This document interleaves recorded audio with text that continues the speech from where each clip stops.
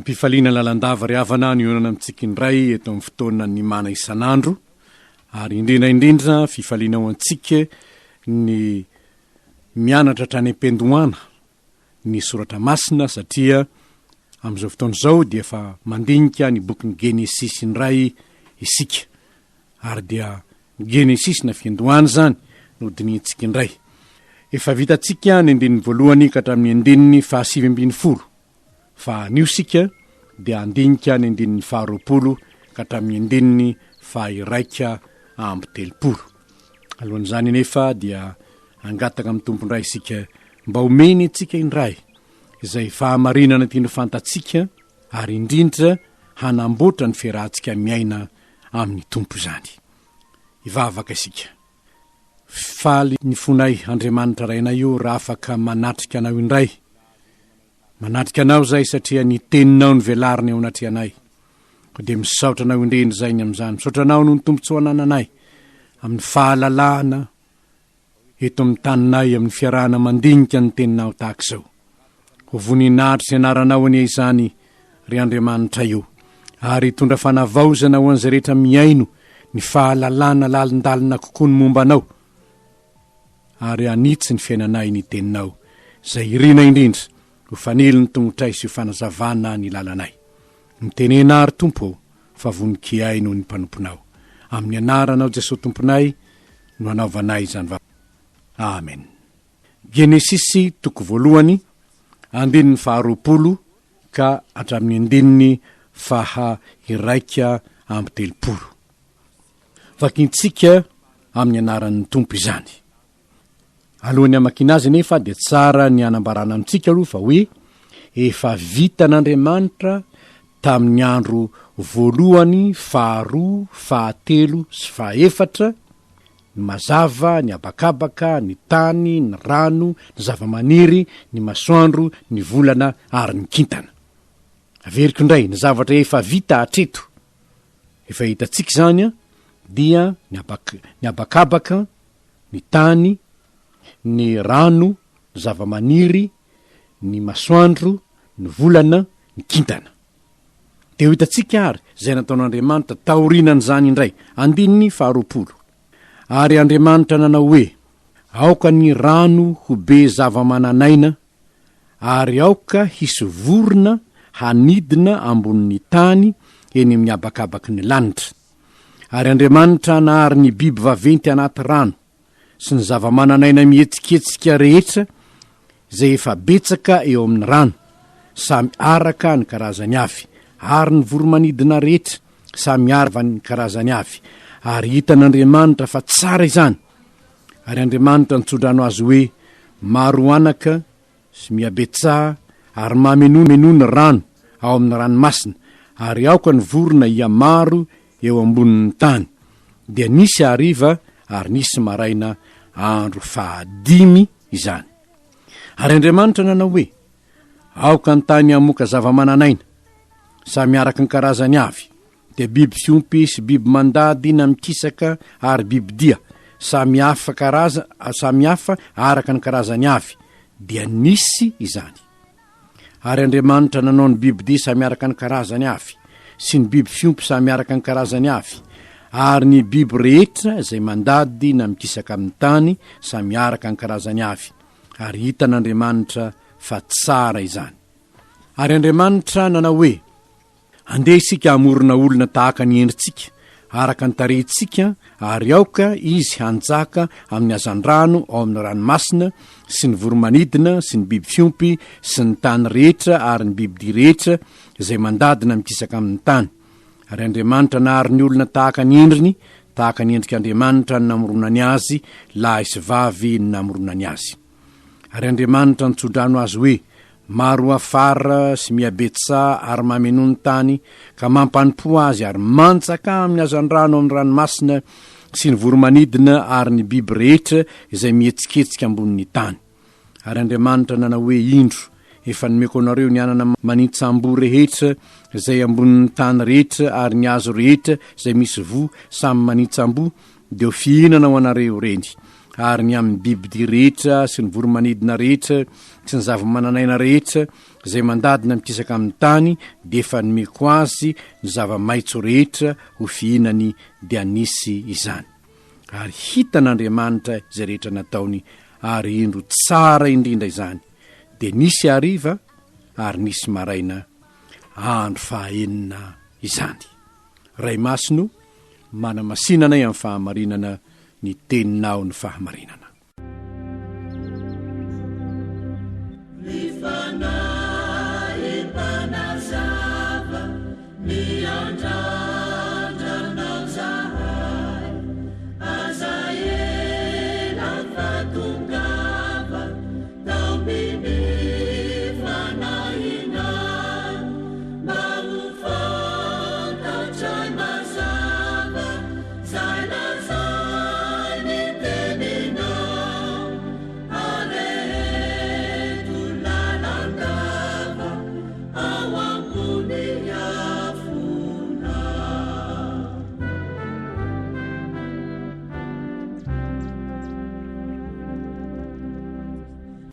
Inavy ny fahamarinana indray zay hotsoantsika avy amin'izay nivakitsika teo ary mazava loatra fa akatsika fianarana mba hanitsy zay fahalalantsika sy ahatonga atsika koa hahay miaina arak'izay namoron'Andriamanitra zao tontolo zao.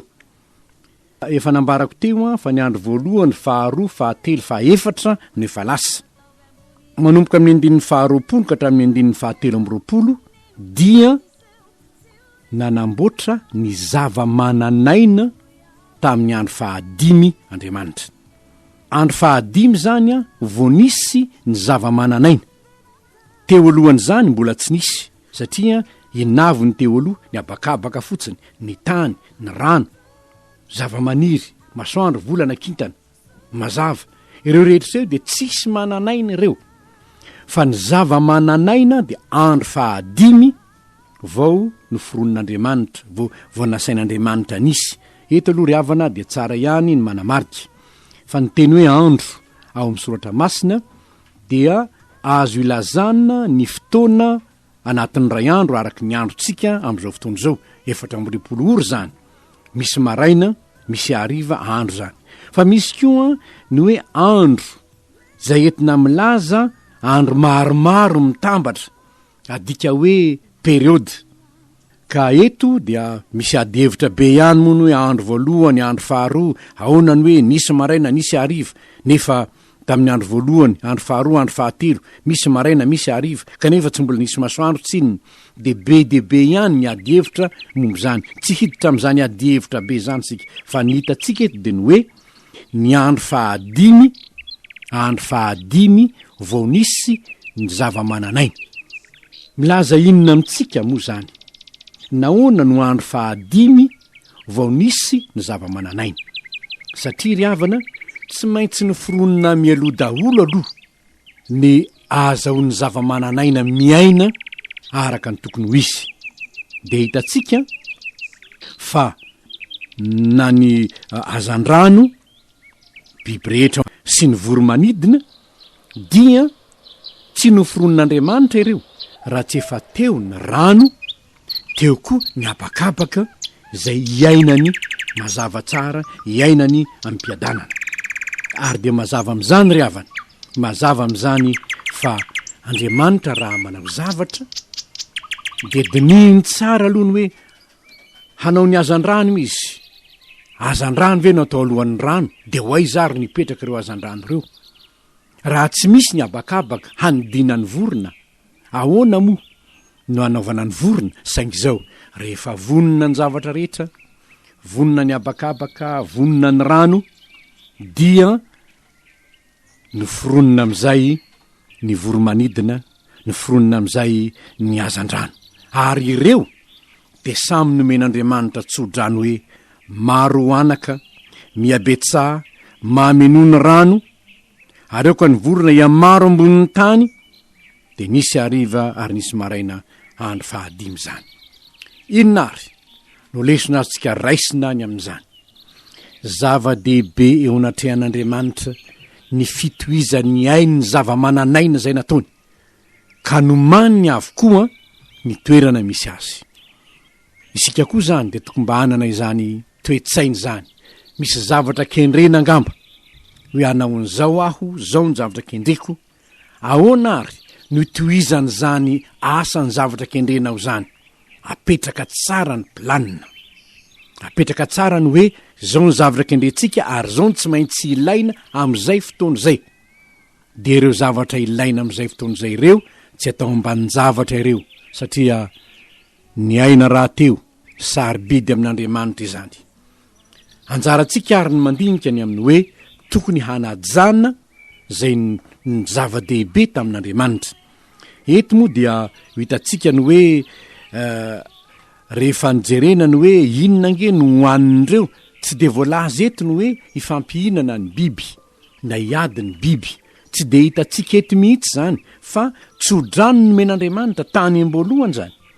De tokony tsy hiady na ny biby mandadina mikisaka aza, mbola hitatsika moa rehefa avy eo, na ny biby dia aza tsy tokony hiady, ny voromanidina tsy tokony hihinana hazan-drano zany zao no hitatsika eto, fa samy manana ny sakafo hoaniny izy, fa taty aoriana de niova moa zany zavatra zany. De hitatsika miandalana eo ny hoe inona re nentina piova ny zavatra tany aloha, satria ny hitatsika eto de zao ny voromanidina sy ny hazan-drano de samy nanana ny toerana nisy azy izy. Efa vonina avokoa ny zavatra rehetra vao noforonon'Andriamanitra ny mananaina.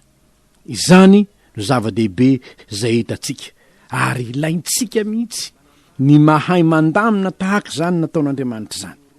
Manao programma, manao fandaminana asa, manao ny hoe zao ny zavatra hotratrarina, ahoana ary no ataterahana an'izany. Zay no fahamarinana zay hitatsika aloha. Anankiray koa de zao, ny zava-mananaina tao amin'ny rano sy ny voromanidina de hitatsika fa tenin'Andriamanitra no namoronana azy. Hitatsika manaraka ihany koa fa na ny biby aza, raha mijery ndiny 720 sika de hoe Andriamanitra nanao hoe aoka ny tany amoaka zava-mananaina, sa miaraka ny karazany avy, ny biby fiompy, biby mandady sy mikisaka, biby dia sa miaraka ny karazany avy, dia nisy izany. Zava-mananaina reo, handehandeha eto ambonin'ny tany reo, kanefa ny namoroan'Andriamanitra azy dia teny ihany. Ny zava-mananaina rehetra zany, na eny amin'ny abakabaka, na ny any anaty ranomasina, na ny zava-mananaina eto ambonin'ny tany, dia tenin'Andriamanitra ihany. De izay.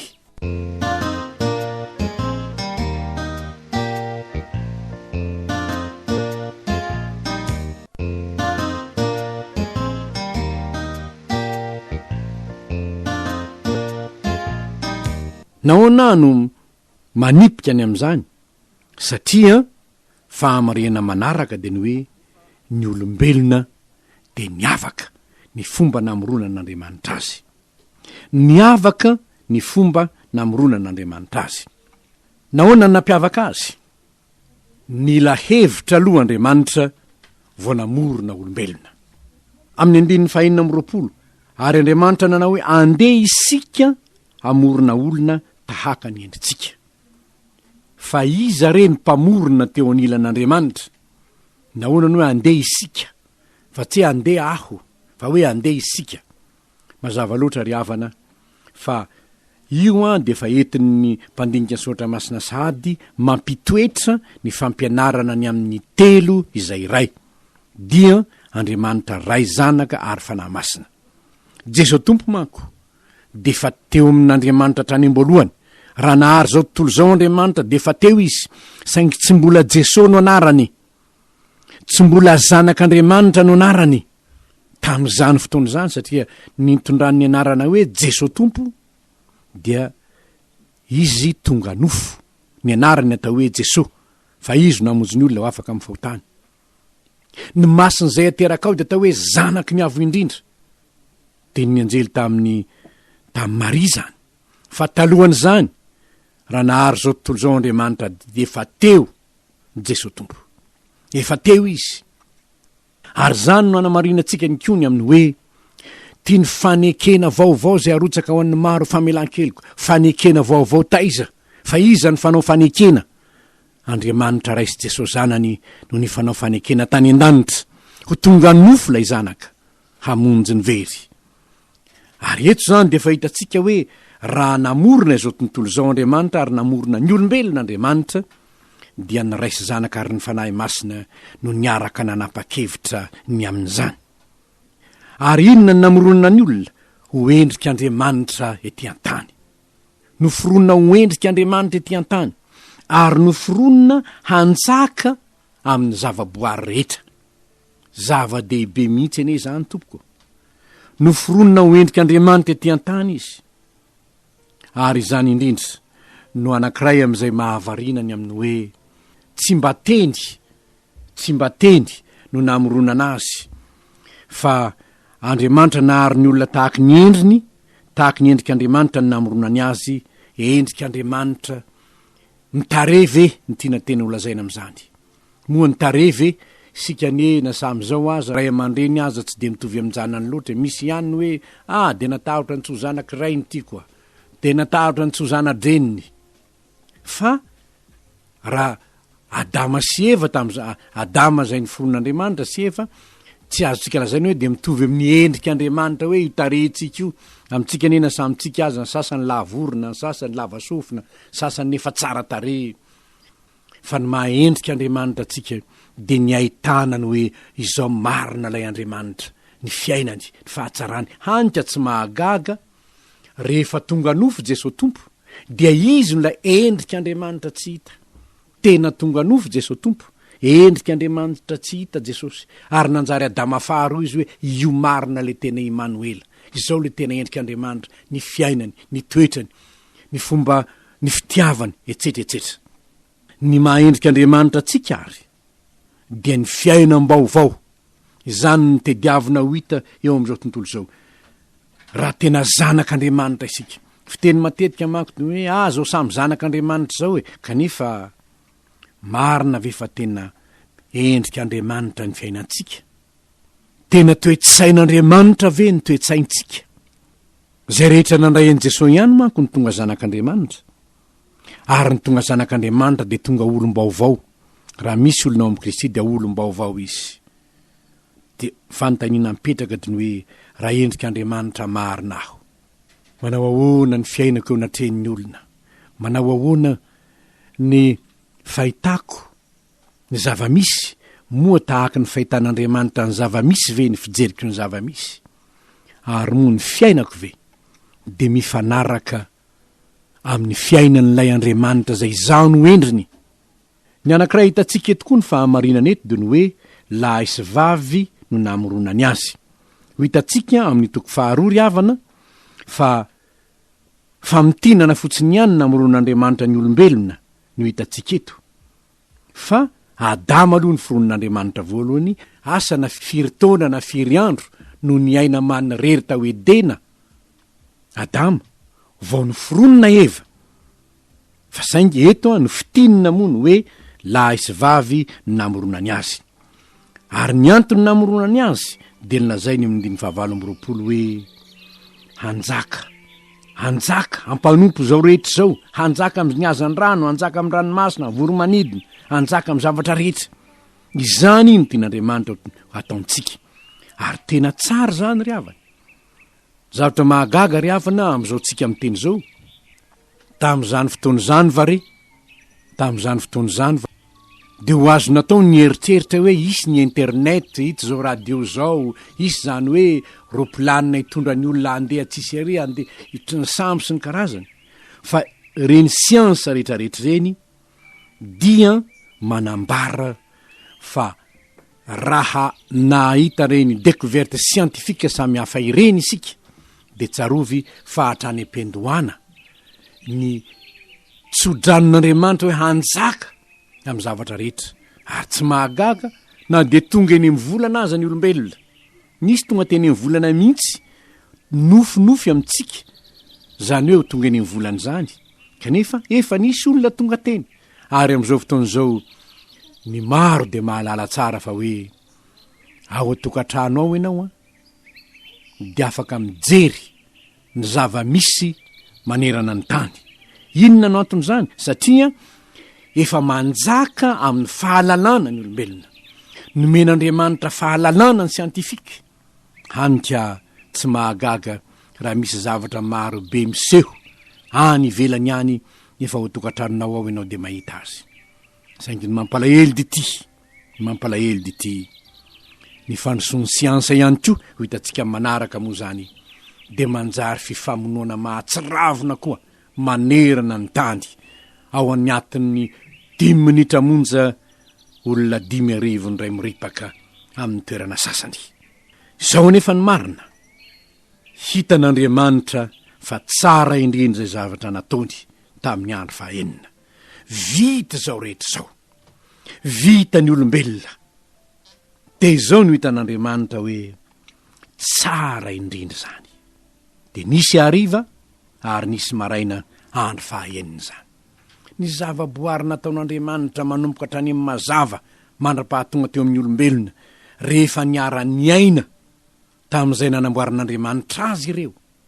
Dia Andriamanitra aza ny laza hoe hitany fa tsara izany. Tsara izany. Amin'izao fotoan'izao sika de mahita fa tsy tsara ny fiarahamonina. Mikorontana ny fiarahamonina. Ary raha mba miaino vaovao eran-tany sika. Tonga ty Madagasikara moa ny Radio France Internationale RFI. Inona no vaovao tsire ao indrindra korotana atsika, korotana roka, korotana rika, miadina rika, famoniny atsika. Zany ny zavatra hita tsy hita eto intsony. Lay tenin'Andriamanitra hoe ary hitan'Andriamanitra fa tsara indrindra zany. Inona no antony? Ho hitantsika amin'ny manaraka. Ny antony zany fa ny mazava de zao.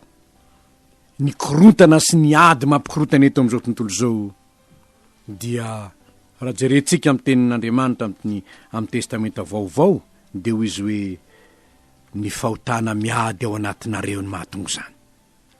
Ho ny voalazan'i Jakoba 4:1.